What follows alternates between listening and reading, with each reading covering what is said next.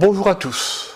C'est une grande satisfaction pour un Français catholique d'apprendre que ce 28 février 2024, l'IVG, loi libérant l'avortement, sera inscrite dans la Constitution de la Ve République. La Révolution de 1789 prononçait, dans le même instant T que le vote des sénateurs, son arrêt de mort.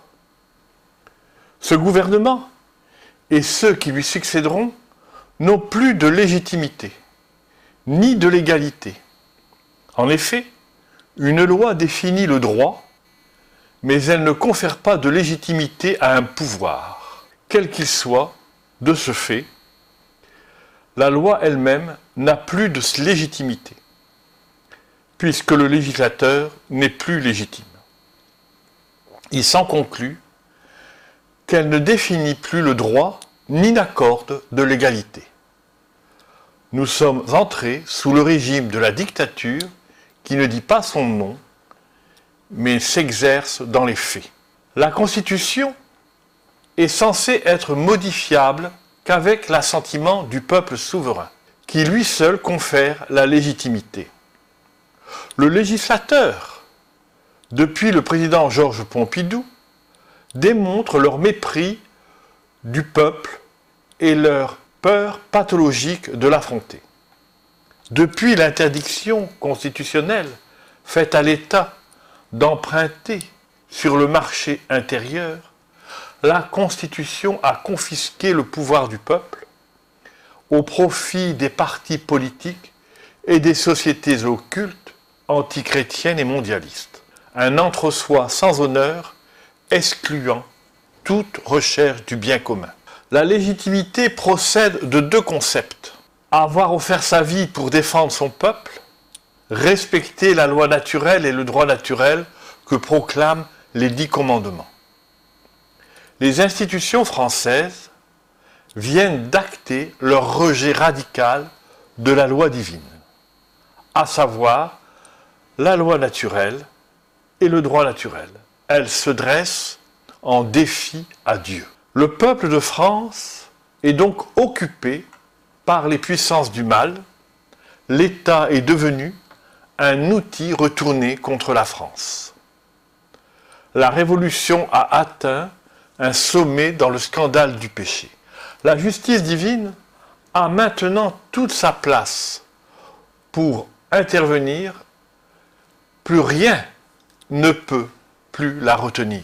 La miséricorde est retirée pour notre nation. Elle n'agira que pour les individus, à la condition qu'ils soient fidèles au Christ et à son Église, tel qu'il l'a voulu, et à la loi naturelle, qui est l'usage par la raison de discernement entre le bien et le mal, entre la vérité et le mensonge. La Révolution n'a jamais cessé son œuvre antichrétienne, anti-humaine. Elle s'achèvera par sa volonté haineuse de détruire l'Église et toutes les religions, surtout celles qui auront persécuté les chrétiens. Car il n'y a pas de charité en enfer, et Lucifer est incapable d'aucune reconnaissance. Il ne supporte pas qu'il ait à devoir séduire l'objet de sa haine seconde, l'homme, pour atteindre son objectif qui est d'être adoré comme Dieu. Les institutions issues de la Révolution apparaissent pour ce qu'elles sont, une raison pervertie, évidée de tout sentiment humain, qui ne survit que dans la perpétuation du sacrifice des enfants de France. Il ne faut pas s'y tromper.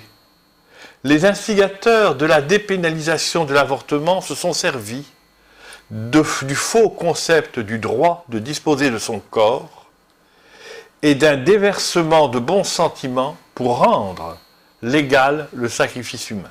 La découverte des camps nazis et communistes et le fait que le président Giscard d'Estaing ait appelé Madame Simone Veil, rescapée des camps de la mort, pour soutenir cette loi, aurait dû nous alerter sur les intentions réelles qui se dissimulaient derrière l'IVG. Observons que c'est toujours à l'initiative des droites que les lois les plus immondes, les plus contraires à la loi naturelle et au droit naturel ont été votées. Les gauches, comme toujours, n'ont fait que les aggraver.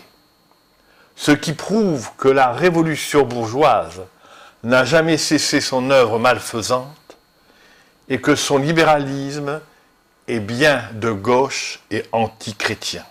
La hiérarchie de l'Église en France, mais également toutes les hiérarchies nationales, sauf des individualités, sont sur le point d'atteindre le sommet de leur iniquité, de leur apostasie.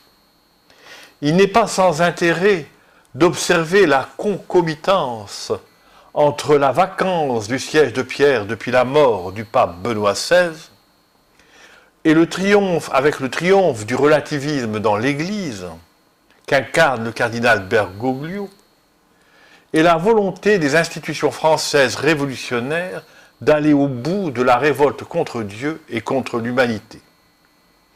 Il n'y a plus de place pour la recherche du bien commun universel. Cette hiérarchie félonne au Christ Jésus appelle sur l'Église sa propre purification, qui sera à la mesure de son apostasie, de ses transgressions.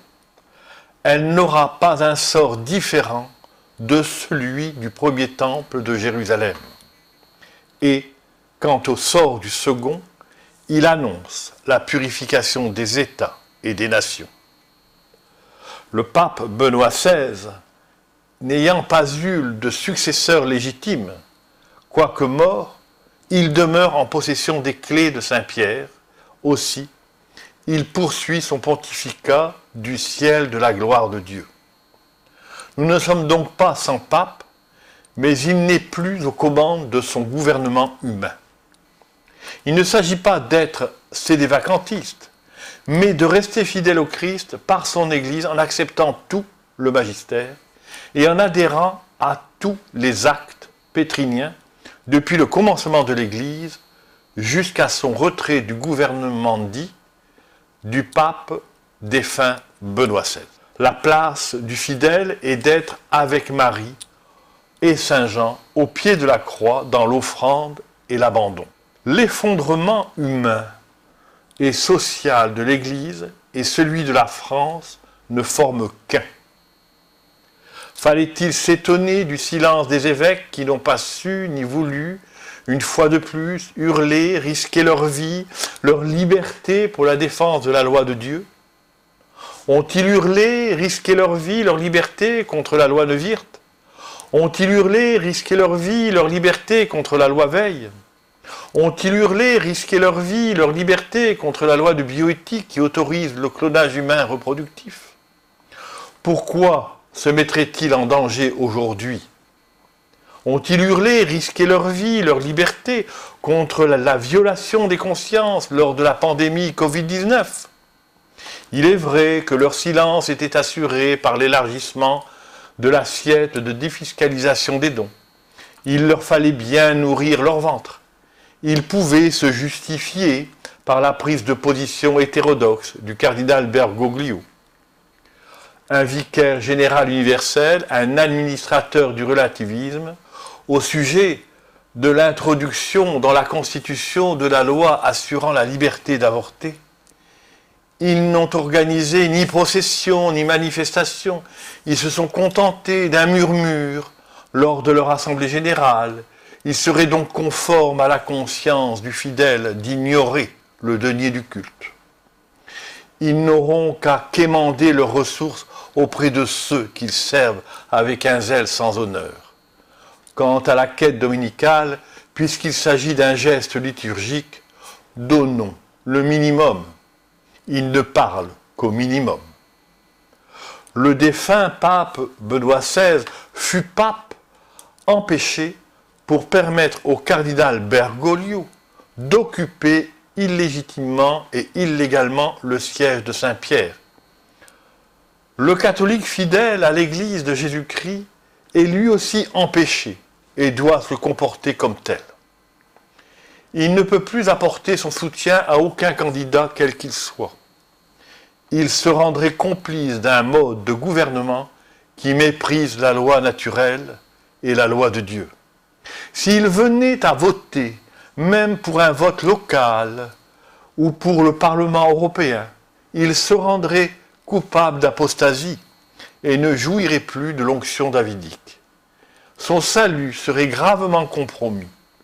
Cela reviendrait à brûler de l'encens à César divinisé.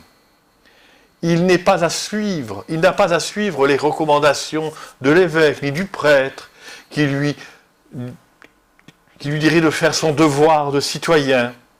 Le devoir du citoyen n'est pas au-dessus de la loi de Dieu et de la conscience morale.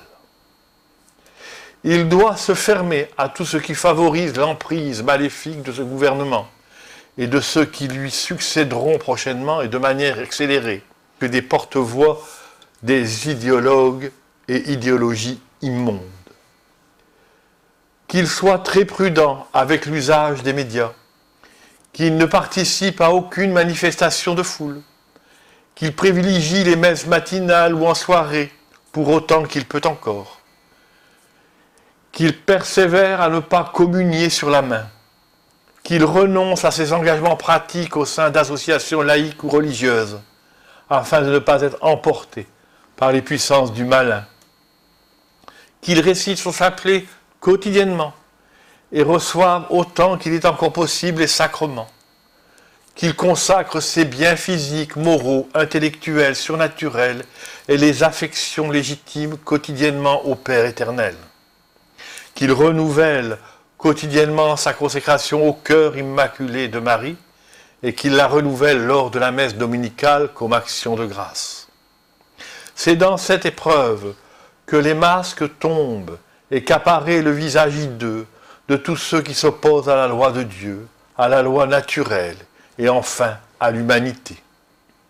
Il ne faut plus entrer dans aucun débat. Il est inutile de convaincre, d'évangéliser par la parole. Seule la prière dans sa chambre est une urgence. Il ne faut plus rien attendre de l'État, qui est devenu l'ennemi du peuple. Il ne faut plus attendre que de Jésus, Marie et Joseph. Attendre tout du ciel et rien de l'homme, qu'il soit prêtre ou évêque. Organisez-vous un oratoire domestique. Mettez dans chaque pièce des croix bénites, des images pieuses bénites. Souffrez et taisez-vous. Notre puissance d'intercession est dans cette attitude intérieure, contre laquelle aucune puissance ne peut rien, et dont la justice divine à se déployer et la miséricorde à atteindre le cœur de ceux qui sont de bonne volonté. Faites des réserves, surtout d'eau bénite, d'huile bénite, de bougies bénites et exorcisées. Faites des réserves alimentaires. Je vais vous lire maintenant une prophétie qu'a reçue Marthe Robin. La France tombera très bas, plus bas que les autres nations, à cause de son orgueil. Il n'y aura plus rien, mais dans sa détresse, elle se souviendra de Dieu et criera vers lui.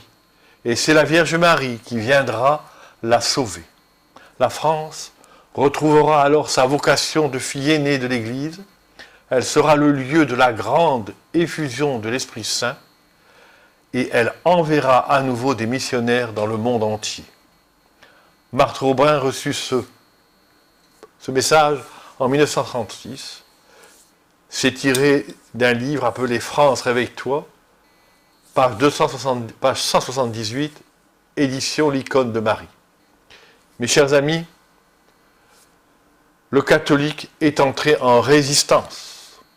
Je ne vous abandonnerai pas, je ferai tout ce que je peux pour vous soutenir. À très bientôt, que Dieu vous bénisse.